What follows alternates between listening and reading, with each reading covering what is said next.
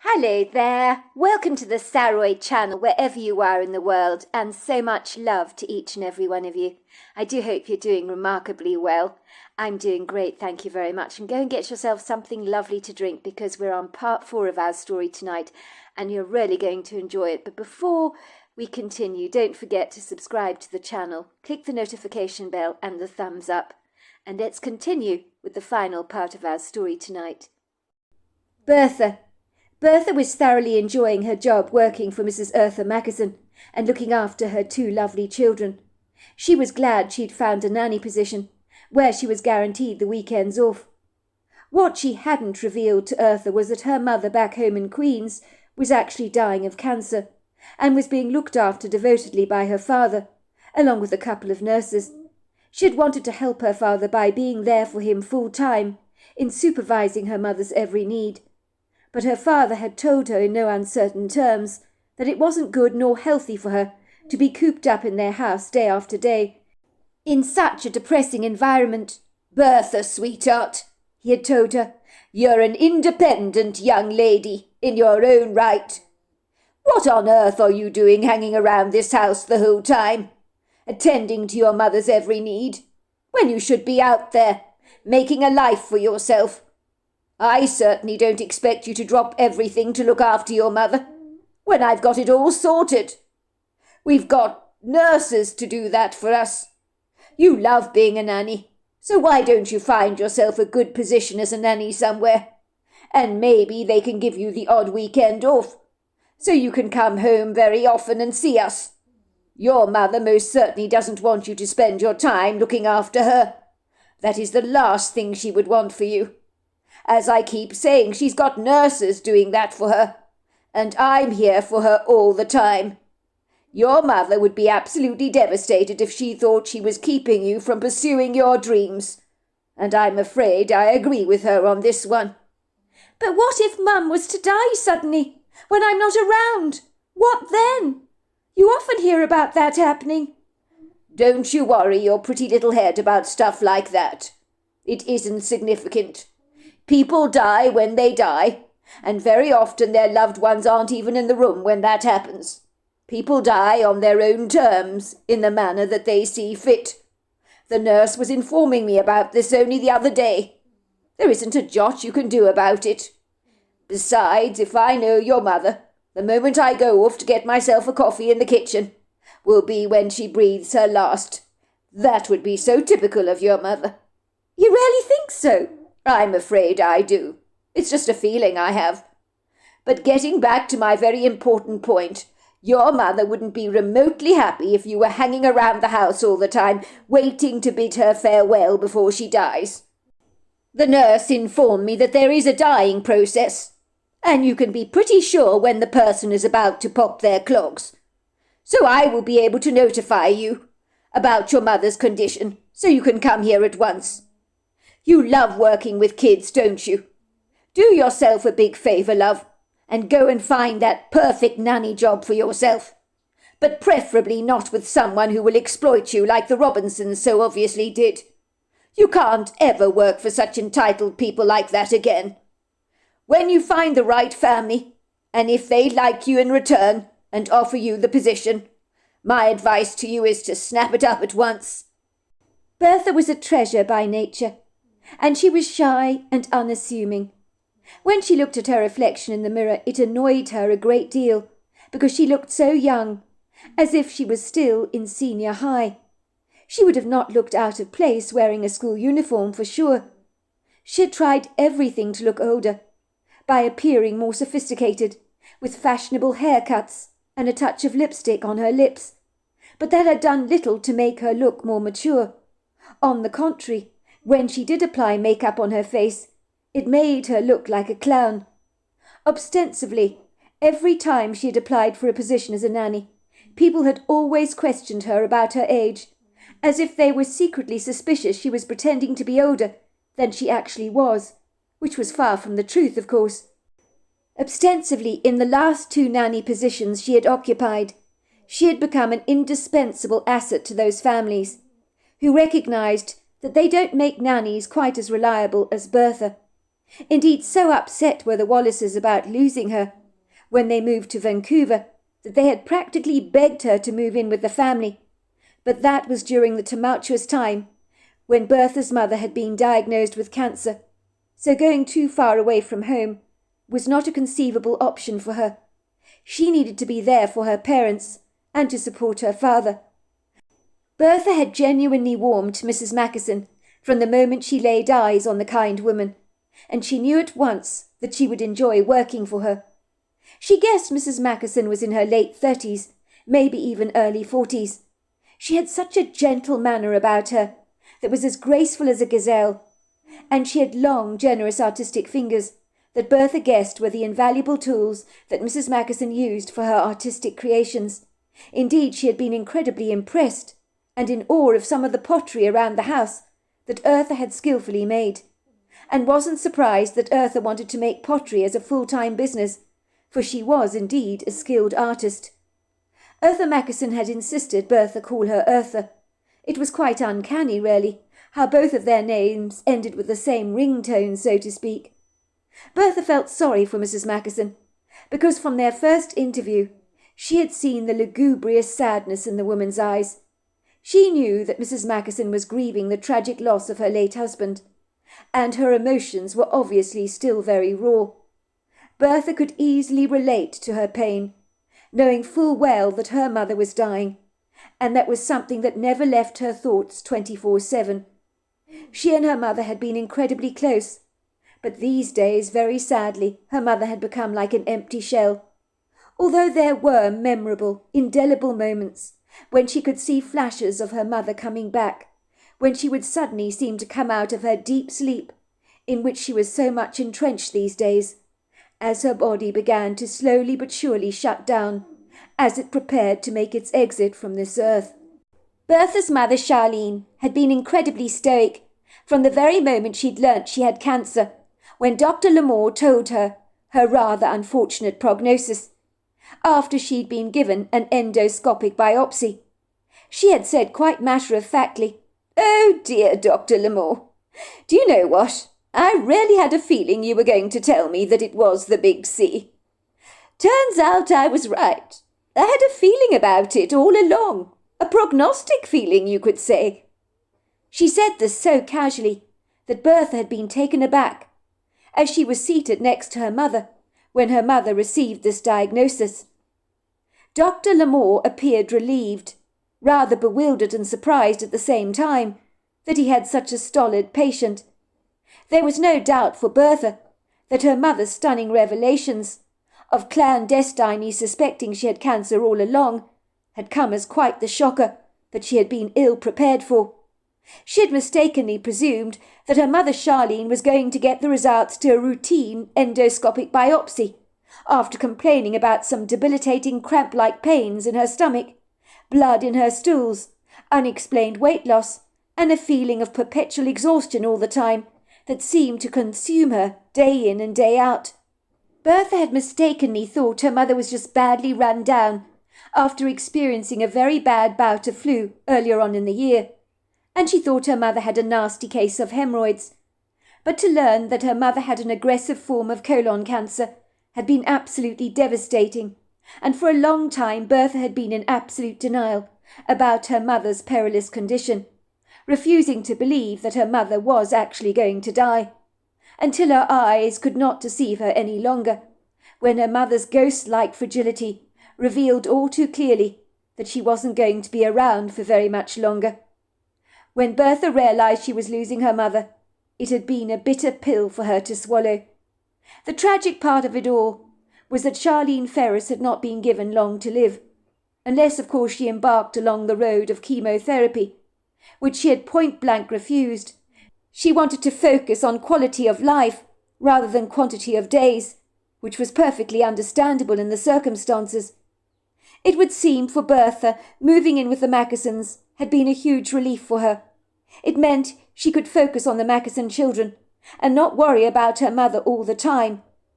When she was caught up in the grief of her own despair, time always seemed to stand still, almost as if the hands of the clock would obstinately refuse to move forward. But when she was busying herself with the Mackerson children, time flew by at the speed of light, and being around the two adorable children had brought a smile on her face for the first time in many months. She realized her father was right. Taking this nanny position had been a big morale booster for her.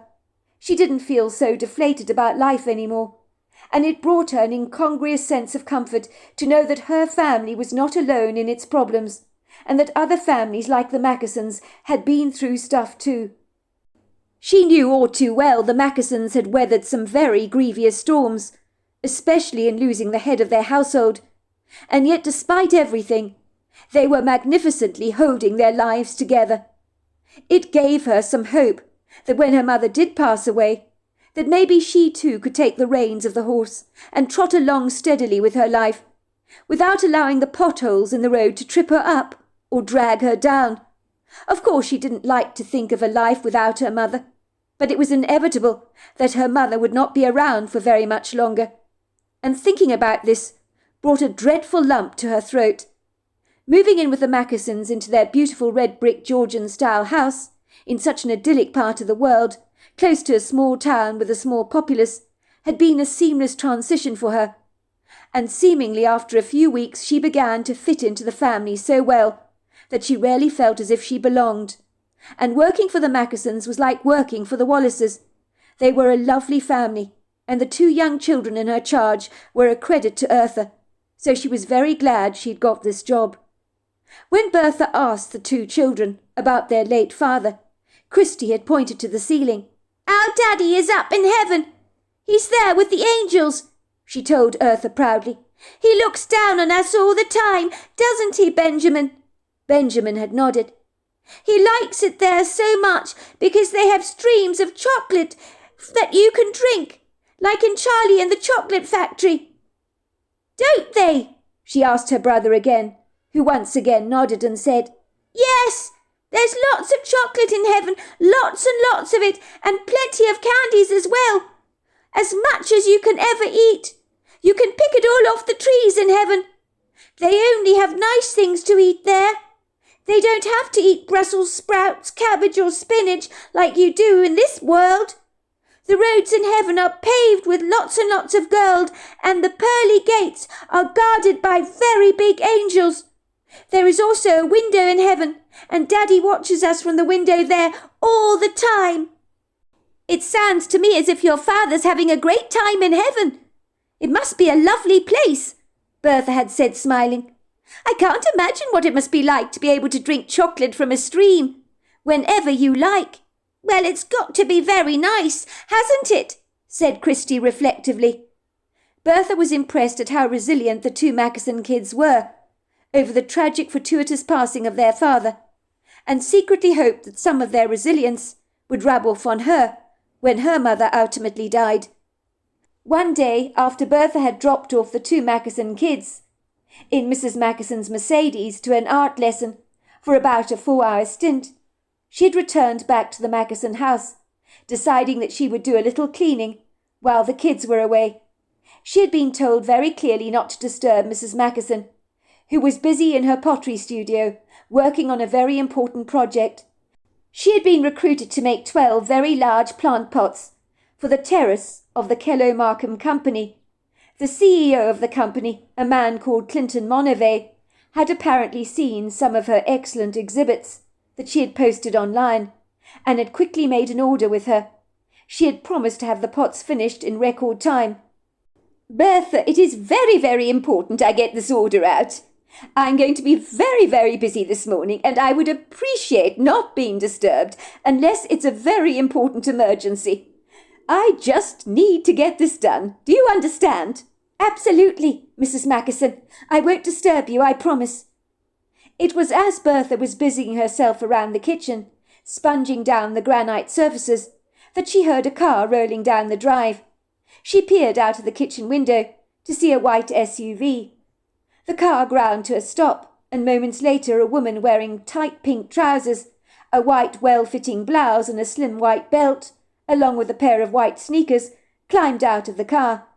She walked over to the trunk of the car and began to pull out of it a whopping huge suitcase on wheels. that she began to drag to the front door. Who the hell is that? Bertha wondered. She knew that Mrs. Mackerson was definitely not expecting any visitors today. So what was the stranger doing on their property? And why was she carrying such a massive suitcase that gave her the impression that this impromptu visitor intended to stay a long time? Before the woman got the chance to ring the doorbell, Bertha had promptly answered it. "Hello," she said, staring up at the curious stranger, who had long blonde hair swept away from her face and blue eyes that were red and puffy, which immediately suggested that the woman in question was very upset about something and in quite the state. "Sorry, can I help you?" Bertha asked, not knowing exactly what else to say. "I'm looking for Eartha. Where is she?" said the woman impatiently. "I need to see her now. I need to see her right away. I've been phoning her all morning, and she hasn't answered her cell phone. Why hasn't she answered her phone? Where is she?" "I'm so sorry, but she's been in the pottery studio all morning. She's asked me specifically, that she's not disturbed today, unless, of course, it's an emergency. She's doing a big project for a major company that have ordered 12 very large plant pots from her for their outside terrace, I believe." "Oh, of course. No wonder I couldn't get in touch with her. Silly me," said the woman. "My calls kept going to voicemail. I'm Rona, by the way. I'm Eartha's best friend.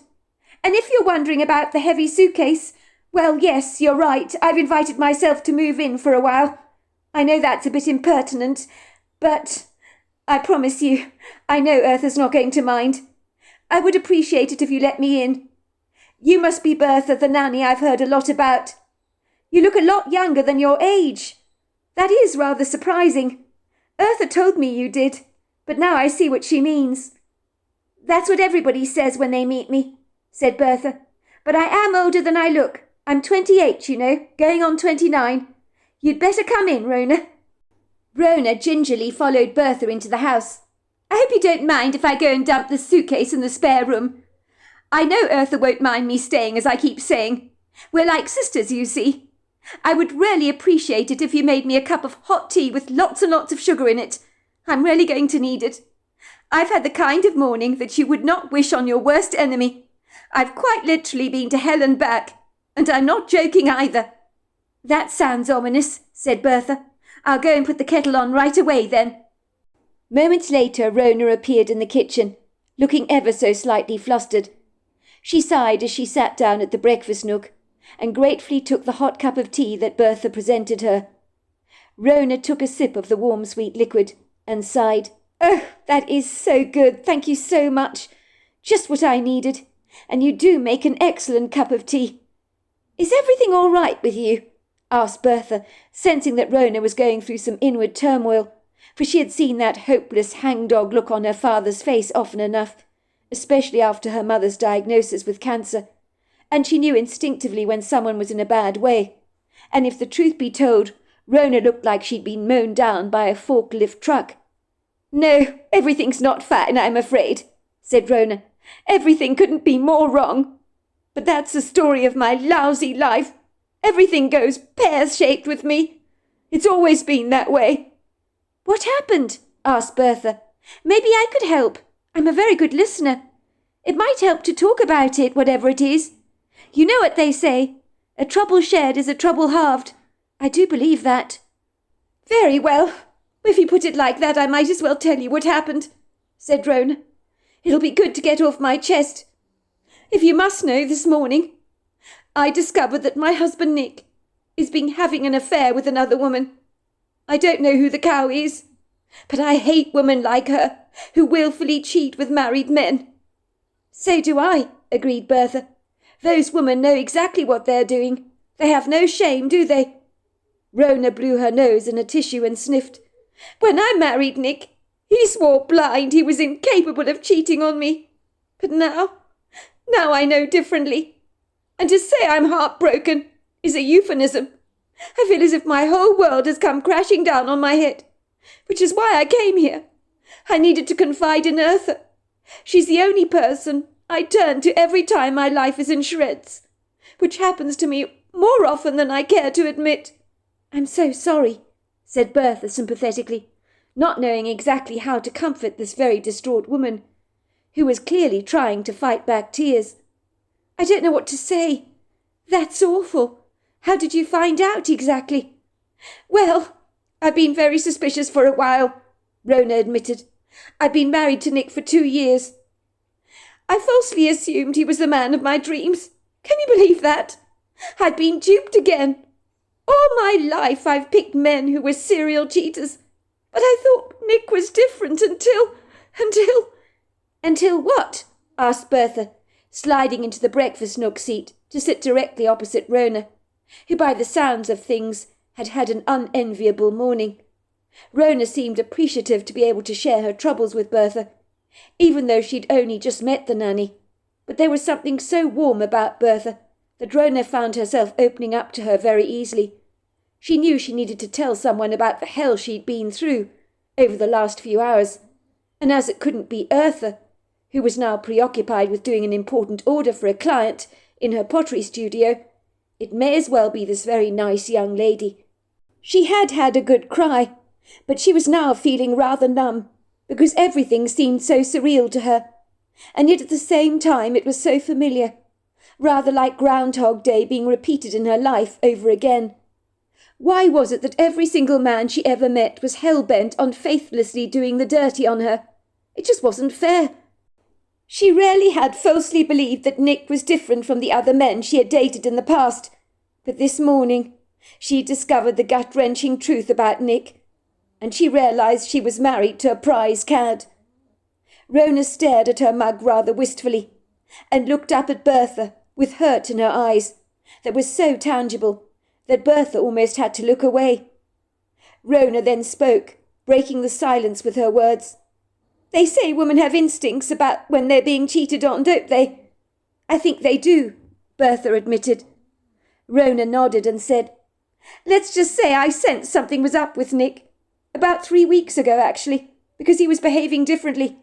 He was pulling away from me when he returned home, late every night, and there was always one excuse after another as why he couldn't return home early. I noticed he was not being affectionate towards me, like greeting me with a warm kiss and telling me he loved me, like he always used to. All those endearing gestures just faded away, and I knew that wasn't right. I knew something was up. I told Eartha as much a few weeks ago. She thought I was just being paranoid. Needless to say, I went through all Nick's stuff, all through his pockets and things, even his cell phone, and I could find no incriminating evidence whatsoever to support my theory that he was actually committing infidelity. Until, of course, last night." For a moment Rona said nothing, as she stared rather awkwardly into space, while her fingers glided up and down the warm mug of tea in a self-soothing gesture. "Last night you found something?" asked Bertha, raising a questioning brow. "What exactly did you find?" "Well, I did in a manner of speaking. It was enough to get me very suspicious. You see, my husband Nick told me he was going to Hawaii for 5 days on a business trip. I've never known my husband to go to a place like Hawaii on business, so that got my attention. My husband happens to love Hawaii. He went there with his family for holidays and recreation as a child. So when he said he was going to Hawaii, I felt a lump in my throat. I really did." "Does he go away often?" Bertha asked. "On business, I mean." "Yes, he does, actually. But you need to understand something about my husband. He's one of those people that doesn't pay attention to his wardrobe. I'm the one that buys all his clothes for him to keep him fashionable. But let me tell you, when I looked into his packed suitcase last night and saw all the things he was taking to Hawaii, that was when I discovered he had bought himself brand new designer underwear, fancy swimming trunks and shirts. But more incriminating than that was I found a lone packet of condoms in his wash bag. I thought maybe the condoms had always been there and were once used a long time ago when I wasn't taking the pill. I couldn't be sure. I thought maybe they'd always been there in the wash bag and he'd failed to remove them for some reason. That's why I didn't want to randomly accuse him of anything, just in case I was wrong." "Oh my goodness," said Bertha. "That is incriminating. Why would he need those for a business trip away from his wife? I hope you confronted him about this. Absolutely not. As I said, I could have overlooked those condoms. He could have just left them in his wash bag and had them a long time ago. And I didn't want to accuse him of something that was an innocent mistake. So what did you do then? Asked Bertha. I waited until Nick left the house this morning. And, of course, I followed him to the airport. I wanted to see what the hell he was getting up to. I smelt a rat, I really did. You followed him to the airport? Asked Bertha, looking impressed. I sure did. And when I got to the airport, I didn't let him out of my sight for a single second. And that was when I saw her. As you can expect, she was tall, skinny, blonde and pretty. And she ran up to my husband, threw her arms around him, and they kissed passionately. I was near enough to hear him tell her how much he loved her, and how he'd got away from the battle axe of a wife, and how stupid his wife was, because she didn't suspect a thing. Hearing him say this, I couldn't believe it. I mean, it was like having a knife being stabbed through my heart. I couldn't believe he called me a battle axe. Can you believe that? No, I can't. I can't believe he'd describe his wife like that. You certainly don't look like a battle axe to me. So you're saying your husband and this blonde girl never actually saw you at the airport? Not a chance. They were so caught up in their own little world. Nick had no idea I'd seen them both. That is so awful. I'm so sorry. It sure was awful, Rona agreed. I watched them together, line up for the flight they were taking to Hawaii. Do you know what? I was so tempted to run up to him, hit him over the head with a baseball bat, had I had one on my person, and scream like a banshee so that everybody would be looking at us, like they do on that Cheetahs program on television. But you know what? I've got more dignity than that.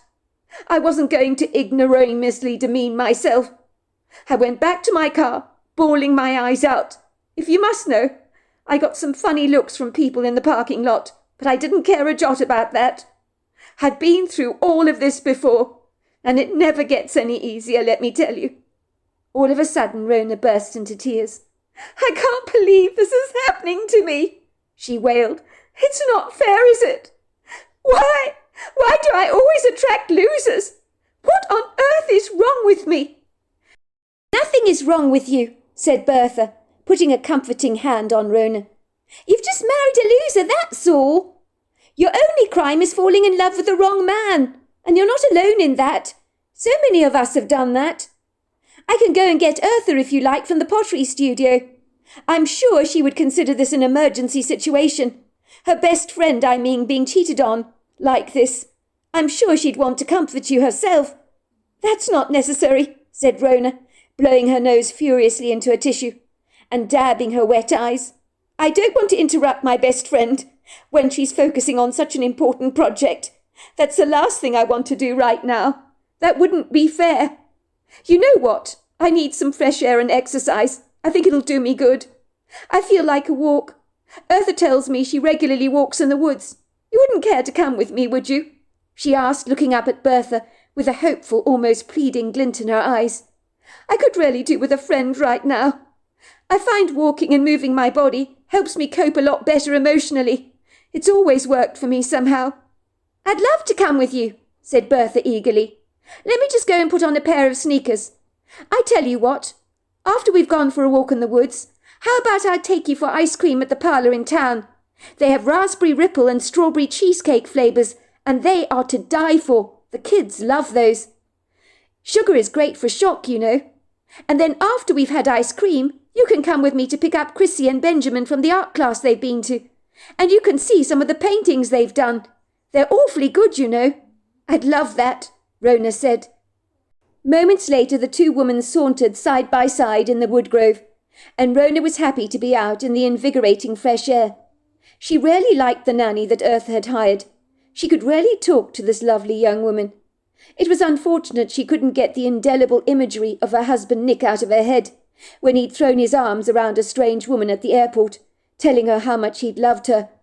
Rona had left a note for him at their Manhattan apartment, demanding a divorce and telling him that the cat was finally out of the bag, that she'd seen him at the airport with a woman who was clearly more than a friend to him. I knew you were cheating on me, she wrote in the note. I saw the condoms in your suitcase, and the woman you met up with at the airport. I heard you telling her you loved her, and how your battle-axe of a wife didn't suspect a thing about your relationship with her. Yes, I was watching. I heard everything. I've seen enough, and I'm filing for a divorce." Rona felt as if all the stuffing had been knocked out of her, one too many times. Why couldn't she be shrewd and discerning like Eartha was, when it came to picking good men? The walk through the trees on Eartha's property was spectacular.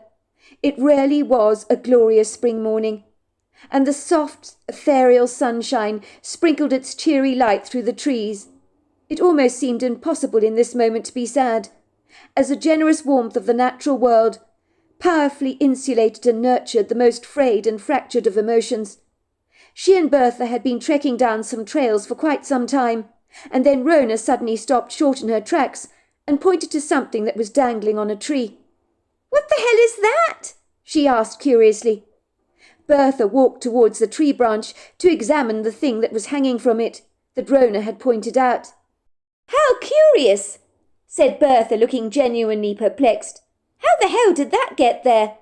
"It's a pendant of some kind, hanging on a leather thong with an eagle's feather.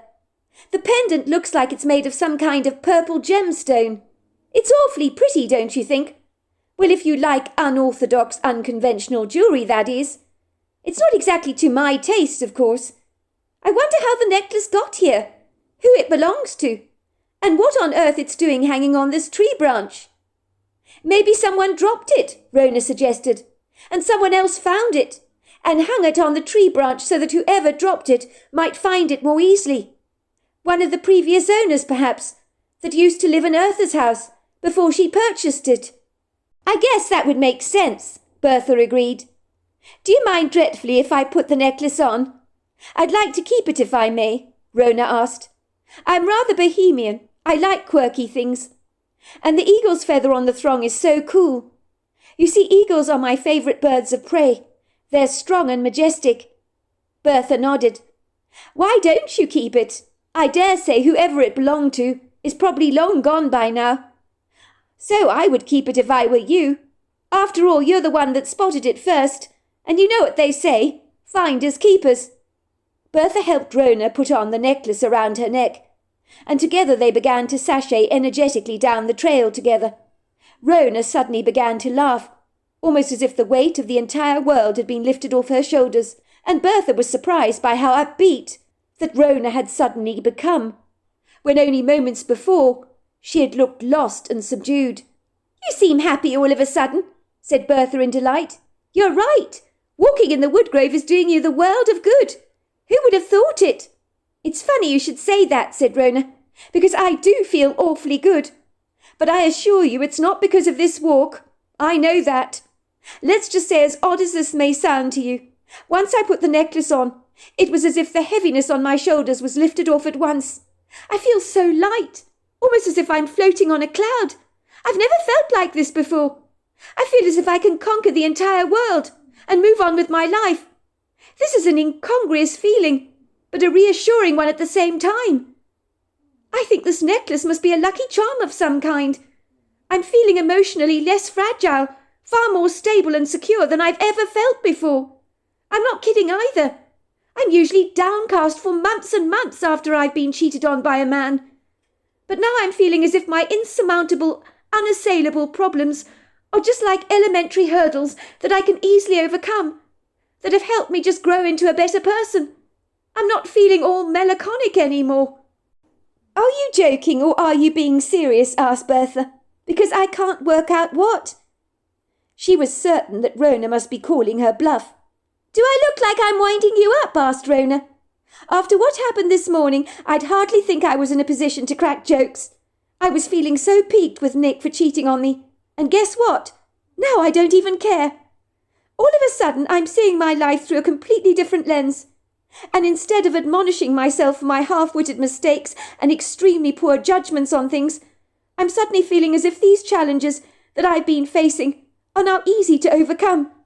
It's like I have mental clarity and a brand new vision, and it's only happened after I put on that necklace. It's weird that this should happen to me. It's not the walk that has done this. I'm telling you, it's the necklace. How is that even possible?" "You mean to tell me you believe this necklace is making you feel better?" asked Bertha incredulously. If I was a child and you told me that, I'd believe the necklace was magic." "Don't laugh," said Rona. "Stranger things have actually happened, you know. In fact, many gemstones have natural healing qualities. Maybe this one helps the wearer to have better emotional clarity or lucidity. It's a possibility, you know. Do you mind, dreadfully, Rona, if I put on the pendant for a moment, to see if it has a similar effect on me? You see, my mother is dying of colon cancer, and I've been going through a lot of turmoil recently. I'd like to give the pendant a try, if I may. Just wear it for a few minutes or so." "But of course you can wear it," said Rona sympathetically. "I'm sorry, I had no idea about your mother. Eartha never told me she was dying of cancer, because I never told Eartha. She's going through so much lamentable grief of her own, isn't she, over losing her husband? I don't want to dump onto her shoulder my own personal problems. That would not be a kind thing for me to do." "Point taken," agreed Rona. "Here, let me help you put the necklace on." Rona helped Bertha put on the necklace around her neck, although she was clandestinely very sceptical whether the necklace would have any healing powers at all. As far as she was concerned, she'd never have normally tried on anything that didn't belong to her, especially if it was found lying on a random tree branch in the woods, because she didn't know where it came from. But if a necklace could really remove the weight of hopelessness from her heart that she felt about her mother dying, it was well worth a try, although she seriously doubted it would actually work. She could see there was definitely a bohemian, rather unconventional side to Rona's character. Bertha could imagine Rona going into one of those New Age shops in town, the ones that sell tarot cards, dream catchers, gemstones, and magic spell potions. She suspected some of these things probably had a placebo effect on the buyer. If you really believed a magic potion would attract a brand new love interest in your life, it might actually happen with the power of self-belief.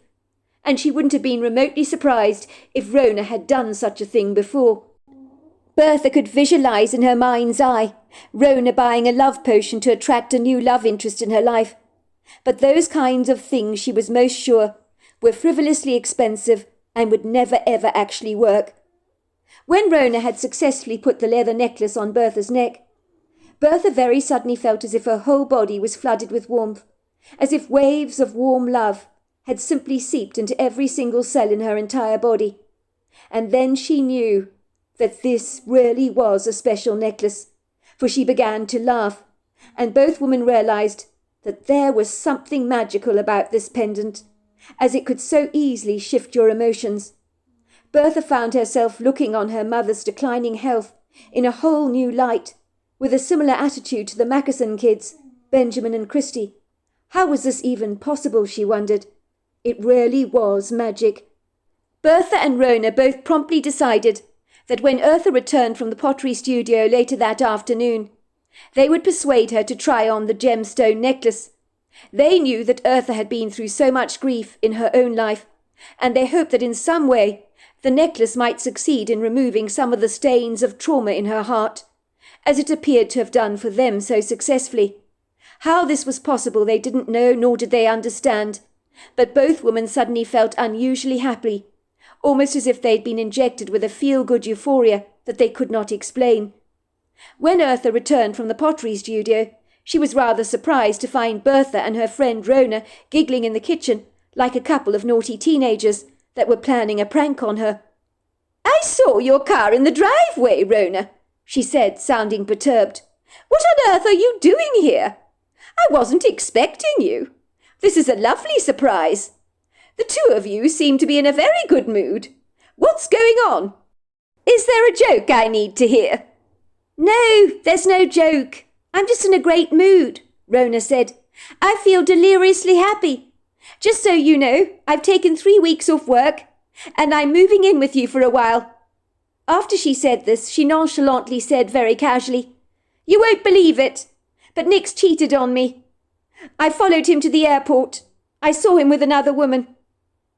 "Is this some kind of a joke?" asked Eartha. "Why are you looking so pleased with yourself about this?" "I can't explain why I feel so upbeat, but genuinely I'm not upset about any of this. I don't even care about Nick's cheating anymore. It is what it is." "Well, maybe you're just not allowing it to sink in because it feels surreal to you," said Eartha kindly. "I'm very, very sorry that Nick has cheated on you. I don't know what to say, Rona. That is absolutely terrible. What a treacherous thing for him to do," she said, taking her friend affectionately into her arms and giving her a warm hug. "It goes without saying you can stay here as long as you like, and I'll give you all the support you need." "Oh, don't worry about me. I'm going to be absolutely fine," said Rona confidently. "He cheated on me, but it's life, isn't it? It's the way of the world. You win some, you lose some, like a squirrel with its acorns. Regretfully, I'm one of those squirrels that has been picking out the wrong acorns for far too long. But the tide's about to change. Next time I find a man, he'll be a keeper, and I am going to find him. I can promise you of that." "I just can't believe you're being so positive. This is not like you," said Eartha, looking rather vexed. "You mean you're surprised I'm not having an absolute meltdown? Is that what you're saying?"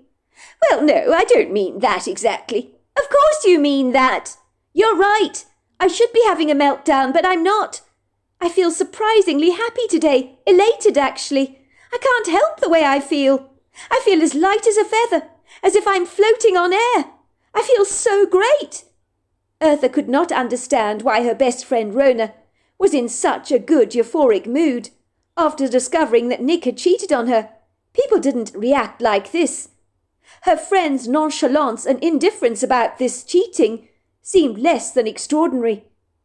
"I've got a present for you," said Rona excitedly. "I want you to try it on." "What is it?" asked Eartha, suddenly looking rather suspicious. "It's a gift for you," said Rona. "Please put it on, Eartha. It's a necklace." Eartha looked at the leather thong, with a strange pendant, an eagle's feather, and wriggled up her nose in distaste.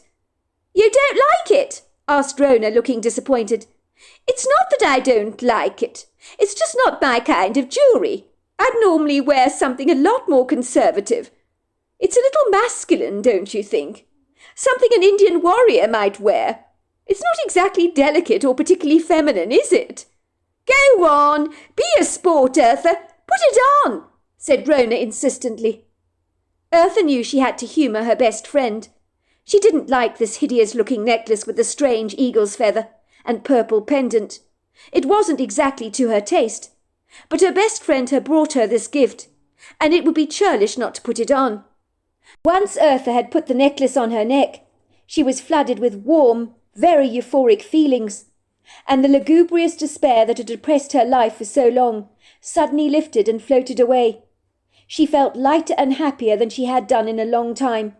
She found herself laughing hysterically and making all kinds of wild jokes, something she hadn't done in an awfully long period of time. But at this point she failed to attribute the dramatic shift in her mood to wearing the unorthodox necklace. That night the woman, in a celebratory, light-hearted and happy mood, stayed up all night, with glasses of Cabernet Sauvignon, bowls of cashew nuts, bowls of ice cream and plenty of chocolate, and they talked late into the night, about everything and nothing, while both Chrissy and her brother Benjamin remained blissfully fast asleep in their beds, clueless as to the fun the adults were having while they slept. It was at about 10 past midnight, just before the women were about to turn in for bed, when there came a loud banging sound from the front door, which caused everything to vibrate under the loud clanging noise. The knocking almost took the women completely aback. The three women looked at each other quizzically, wondering who could possibly be at the door at this time of night. Eartha had never received a visitor at such a late hour before. "What on earth?" said Eartha. "You guys better come with me. By the sound of that knock, I don't want to be answering that door alone. If I didn't know any better, I'd say the Grim Reaper was at the door." The three women cautiously ambled over to the door together, while Rona surreptitiously grabbed a fire poker as a defensive weapon in case she should have need of it. Eartha stood up on her tippy toes to peep through the spy-hole, so that she could see who might be out there. She could see someone standing there, but they were so ambiguously obscure she couldn't make out who it was. Whoever they were, they had to be exceedingly tall, because she failed to see their head. The person looked to be wearing a big black heavyweight overcoat. It was spring, for goodness sake. The weather was not remotely cold, not enough to warrant wearing such warm clothes. After peeping through the hole, she whispered to her friends, "I can see a figure. I think it's a very big, tall man, wearing a winter coat, would you believe? I can't even see his head. What do you think I should do?" "Find out who it is before you open the door," Bertha suggested. "There's no car parked in the driveway, so you can't be sure who our visitor is. You can't be too careful these days, can you?" "Hello there," Eartha called out. "Who is it?" She heard a strange voice that responded to her in kind, but as to what they were saying, she couldn't be sure. It certainly didn't sound like they were speaking in English, but the man had a booming voice that seemed to demand respect. Eartha looked from Rona to Bertha and shrugged her shoulders. "Should I answer it?" she asked them. "Open it," said Rona. "I've got the fire poker at the ready. I'll use it if I need to." Eartha gingerly, rather cautiously opened the front door, and there, standing in the doorway, was a Bigfoot that was easily over 8 foot tall, possibly more. He was robustly built, enormous in every sense of the word, so much so that all three women stared at the creature with gog eyes, wondering if they were actually seeing right. There was an expression of expectation on the Bigfoot's face, as if his visit was purposeful. What could this Bigfoot possibly want with them? They were supposed to be creatures that were rumoured to exist in North America, but such fictitious presumptions were the offerings of idle speculation. But there was no doubt that the creature standing before them was very much alive and incredibly real. Eartha was to say later that standing next to this incredible hulk of a Bigfoot suddenly made her feel small, vulnerable, and inconspicuous. The Bigfoot was looking down at them from a great height, almost as if he was a giant, and that they were all midgets. Eartha had never seen anything so heftily built, so robustly strong, so solid before, like a durable piece of farming machinery that never breaks down. The woman would have been terrified of the Bigfoot had they not been caught off guard, and been so ill prepared for such an unlikely rendezvous. Eartha remembered looking directly into the Bigfoot's eyes, and when she saw kindness in their depths, she said any form of fear she might have harnessed just seemed to dissipate, rather like the condensation on a bathroom mirror. The Bigfoot finally spoke, and the cadence of his voice was very deep, but he spoke in a curious language that none of the women could understand. But then, as if by magic, rather like an instantaneous translation app you get on your computer, Eartha suddenly understood everything of what the creature was saying. "Manita kina, ha silavani kali, hom pasikasilono, ha shikaswani." "I understand you've got something of mine," said the Bigfoot, pointing to the necklace around Eartha's neck.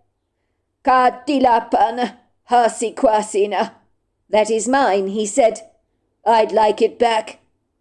Eartha glanced down at the unorthodox necklace she was wearing, and looked up at the Bigfoot rather confounded. "Is this yours?" she asked. The Bigfoot nodded. "But of course you must have it back," she said, removing the necklace from around her neck and handing it over to the Bigfoot. "I'm very sorry, I must apologize. I wouldn't have worn it had I known it was yours." The Bigfoot glanced down at the necklace he was holding in his sausage-sized fingers, and then he glanced at all three women, one by one. "Kola notola, maki sakwanisa, hashala konolona, hilani kwa." "You shouldn't take things you see that don't belong to you. Not all things you bring to your home are good. But this necklace is very different. It brings much light to the wearer. But if you see it in the woods again, hanging on a branch, I would appreciate it if you would leave it be." "But of course," said Eartha. "I apologize in the first place that it was taken." "Kantolo kosalaki, ham shan swikansi." "No need to apologize," said the Bigfoot, and then he turned around and was gone. But Rona, Eartha, and Bertha all swore that after wearing that extraordinary necklace for only a few minutes, their lives and attitudes changed completely. Rona met and fell in love with a man who treated her like a princess. Eartha also remarried, and her pottery studio became a thriving success. When it came to Bertha, her mother did sadly die of cancer soon after this event, But Bertha coped with her death so stoically, attributing the lightness to her spirit and the resilience she experienced after her mother's passing to the necklace she had worn for all but a few minutes. What the necklace was still remains a mystery to this day. But one thing for sure is that necklace healed all three women. Eartha claimed she did see the Bigfoot one day when he passed her pottery studio and looked in on her, and then he nodded and was gone. So she knows he's out there somewhere. And what he uses that idiosyncratic necklace for is anybody's guess. So there you are. That's my story. Wow, what an incredible story. Until next time, goodbye and good night.